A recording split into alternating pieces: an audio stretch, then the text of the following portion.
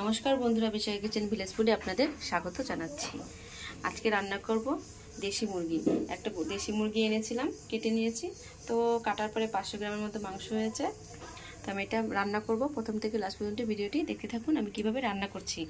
কড়াই বসিয়ে নিয়েছি, তেলটাও গরম হয়ে গেছে। আমি আলুগুলো ভেজে নেব।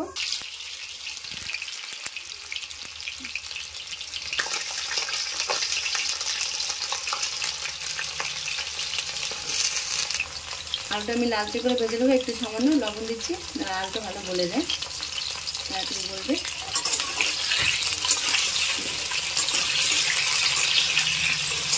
আমি দেশি মুরগিটা একটু অন্যরকমভাবে রান্না করবো। মশলাটা আগে থেকে মেখে নেব। প্রথমে দিচ্ছি পরিমাণ মতো লবণ, পাটা দিয়ে দিচ্ছি,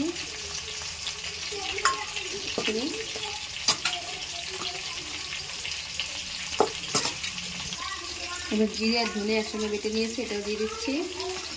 একটু ভালো করে মেখে নেব।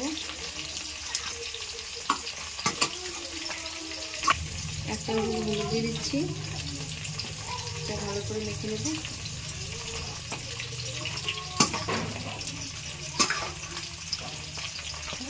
একটা গোটা রসুন বেটে নিয়েছি, এটাও ভালো করে মেখে নেব।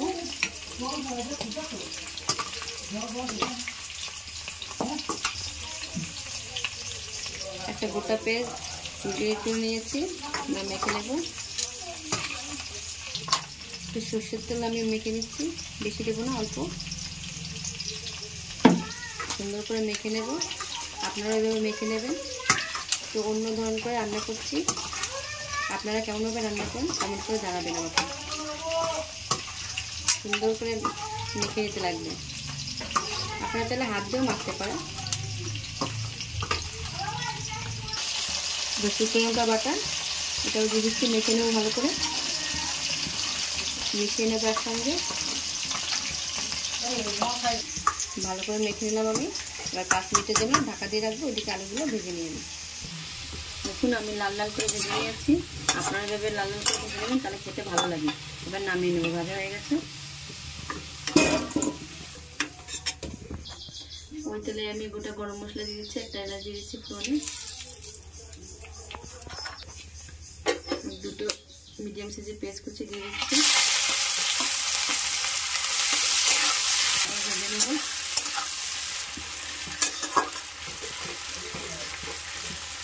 লাল লাল করে ভেজে নেব।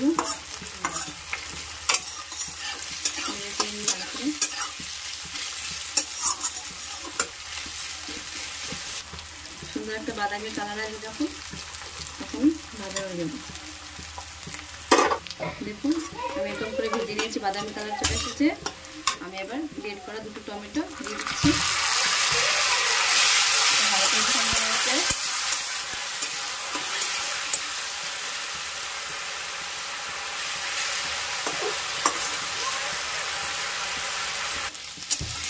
ভালো করে ভালো ভেজে নিয়েছি আমি। 5 মিনিট হয়ে গেছে। এবার মাংসটা দিয়ে দেবো।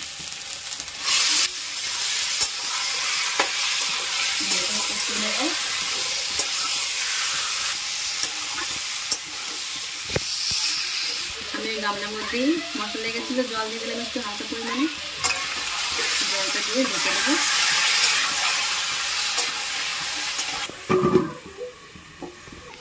5 মিনিট হয়ে গেছে। এবার ঢাকনাটা উঠিয়ে নেব, কষে নেব।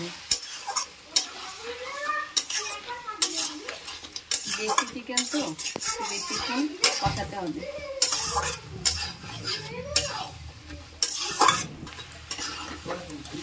হালকা আছে, আমি কষিয়ে নেবো ভালো করে আস্তে আস্তে। টাইম দিয়ে রান্না করতে হবে, তাহলে খেতে ভালো লাগবে। দেখুন কত সুন্দর কালারটা এসেছে।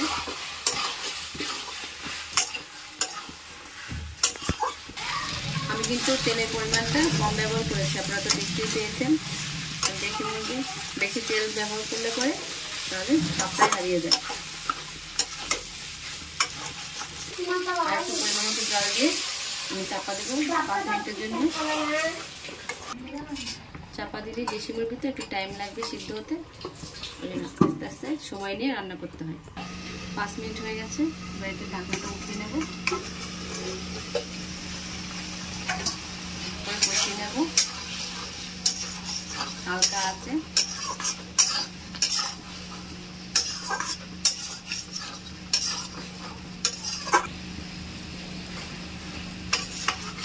হালকা আছে কষিয়ে নিতে লাগবে, নাহলে কিন্তু নিচে ধরে যেতে পারে।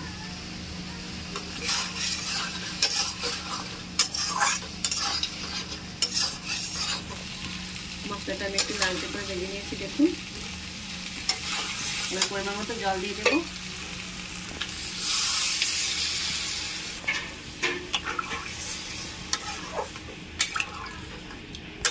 ভেজে রাখা আলুগুলো এবার দিয়ে দেবো ঝোলের উপরে।